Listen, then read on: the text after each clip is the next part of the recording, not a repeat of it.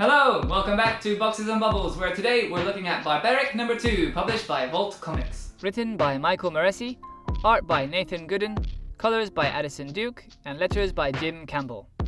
For a second time, a very special episode today, because Michael Moreci put out the call asking if any reviewers didn't get a copy of Barbaric number 2, to which I replied with my review of issue 1, and he very graciously allowed me to read issue 2 ahead of time, to prepare a review for release date. So a huge thanks to Michael. Really, as a tiny channel, it really means such a lot to be given the chance to do a real review. It makes me feel like a big boy. For a long time, I stayed off social media altogether, but since last year, I've been using Twitter just for comic stuff. I love being able to tell creators I enjoy their work and spread a bit of positivity in a fandom that can sometimes be less than pleasant. It's allowed me to reach out to 2 writers directly, and the results have been 2 actual, proper, ahead of time, video out on release day reviews. It really speaks to, and I've said this before, and I will again, how joyous, collaborative, and positive comic creators are that they're willing to share their work with me. I'm so grateful and touched. I'll get off my soapbox for now, and perhaps I'll talk about that more another time. But in short, be nice to the people making your comics! As always, I'll try to summarize the story and pick around the major dramatic events and plot points, but if you didn't read issue 1, which you bloody well should, the very ending will be spoiled for you here. And if you didn't read issue 1, here's a quick catch-up for you. Barbaric follows Owen, a barbarian, who was cursed to follow a moral code by 3 witches, who have some kind of greater plan in mind for him. His talking, bloodthirsty axe enforces the moral code by telling Owen who he can and cannot kill, and last issue he saved a witch from being burned at the stake. We find out in this issue that her name is Soren. Last issue ended on Soren pointing out a giant serpent-shaped cloud hanging over a nearby church.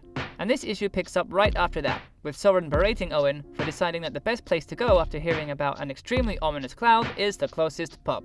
Owen asks about the monsters that burst out of the ground at the end of the last issue, and Soren says that she doesn't really know who they belong to, but she can show him everything that she does know with her magic. Owen crankily requests that she explain it verbally, since sorcery makes baby a little jumpy. Axe, which we learn this issue is its official name, is such an asshole. I love it. Soren explains a bit about her powers, which are basically necromancy and a bit of magic. And she also talks a bit about what she was up to before she crossed paths with Owen and Axe. She spent months in the nearby church, meditating to try and cure herself of her powers, since, as we've seen in this world, witches are burned at the stake if discovered. One night she was awoken by chanting, and when she went to explore, she stumbled upon some kind of ritual. The abbot was not at all happy, and that's when he alerted the villagers, called his thralls, and tried to have Soren burned. Owen decides that it sounds like a good enough reason to barge into the church for revenge, so they head out right away. On their way inside, a conversation sparked by the snake-shaped cloud has Axe talking to Owen about snakes, and a fight that they had with the leader of a group of bandits. They killed him by shoving him in a barrel and filling the barrel with snakes. I wanted to point out these 2 panels because there's some details here that I really like. Firstly, the way the coloring is entirely in shades of green is so cool. I love it when a colorist gives a tone and a mood to some art with a super restricted color palette. And secondly, these little dialogue boxes for Axe are all notched and have his face on the edge. It's so cool. And lastly, the way the poison is seeping out from the bottom box and dripping into the next panel. It's a small detail, but I really love it when artists play with paneling and layouts like this. As they continue on their way, they come upon a big hole in the ground, which is surrounded by snakes, and they make an educated guess that this must be where the abbot is. So, down they go. I mentioned last issue how cool the shadows looked, and once again they look so good in this issue, and in this panel especially. The skulls and snakes are only colored in black and brown, and I really like the effect that it has. As they make their way deeper inside the church, Owen and Soren get to talking about their respective pasts, and Owen explains his curse to her.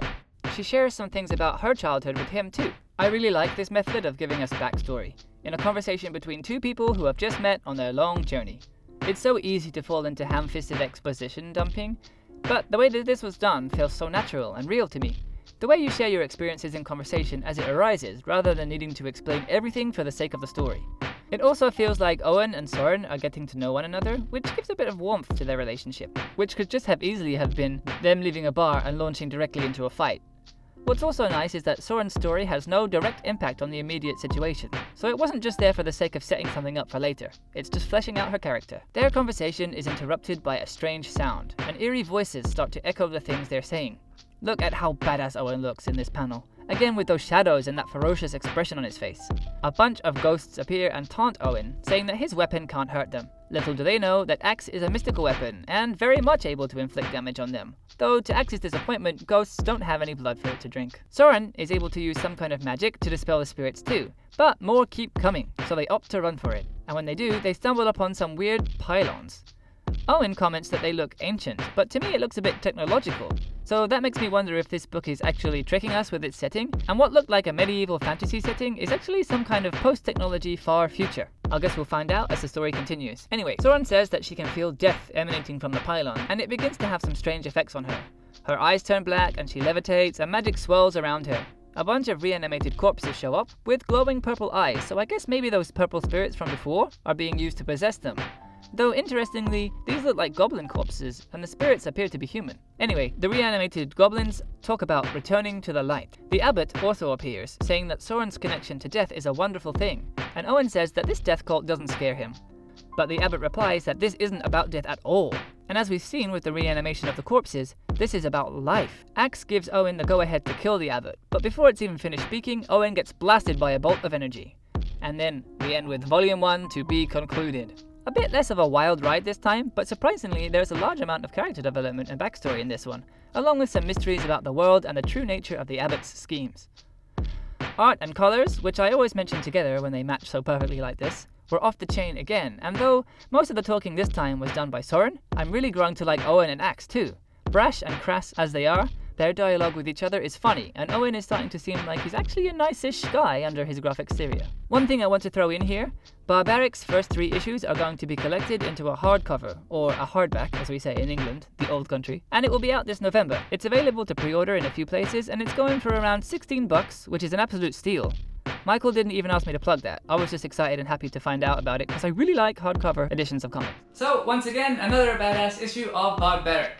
I'm a little bit bummed that this season is coming to a close, but I'm sure there'll be another one before long. Until then though, if you're interested in any other books that came out recently, make sure to check out the rest of the channel for some more spoiler-free comic book reviews, and give me a follow on Twitter at boxes&bubbles to hear about more books that I didn't have time to make videos for.